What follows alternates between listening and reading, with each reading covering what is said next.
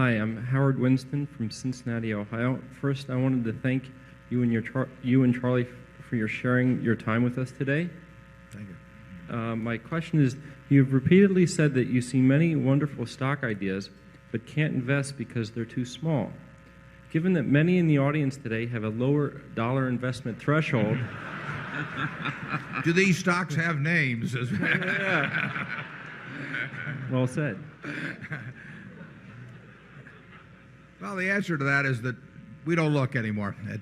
We assume that there are a reasonable number of opportunities as you work with smaller amounts of capital, because it's always been true. I mean, it was over the years, as I looked at things, clearly you run into companies that are less followed as you get smaller, and there's more chances for inefficiency when you're dealing with something where you can buy $100,000 worth of it in a month rather than $100 million.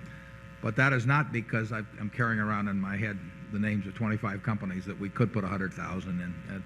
I just don't look at that universe anymore. Sometimes people send me annual reports or get letters from managers, and they say, well, you know, I've got this wonderful thing, and I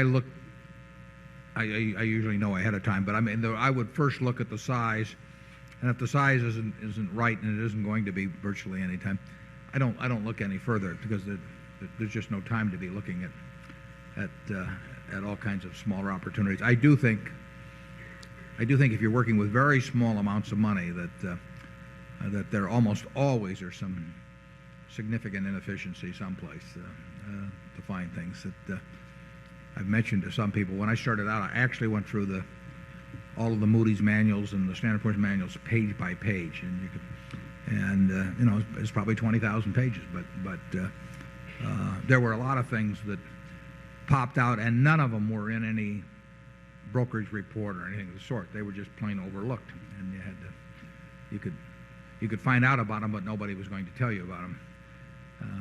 And my guess is that continues to be true, but not on anything like the scale it was then. Charlie?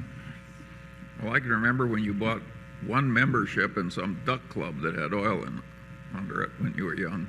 Yeah, there was a company called Atlas. When you get down to one duck club membership, well, you're really scavenging for cigar butts. But not a bad cigar butt. There were 98 shares outstanding. It was the Delta Duck Club, and the Delta Duck Club was founded by 100 guys who put in $50 each, except two fellows didn't pay.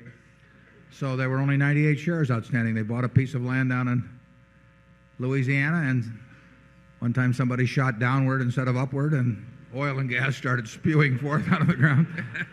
So they renamed it Atlas, which is Delta spelled backwards, which was sort of illustrated the sophistication of this group.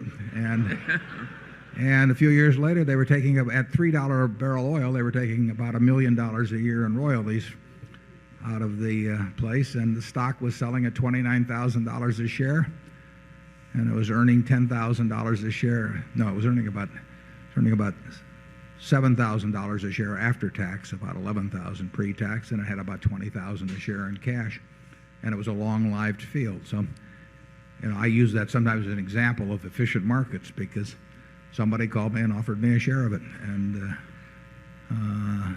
those things, you know, is that an efficient market or not? You know, $29,000 for $20,000 of cash plus $11,000 of royalty income at 25-cent gas and $3 oil. I don't think so. You can find things out there. I'll give you hunting rights on all my duck clubs in the future.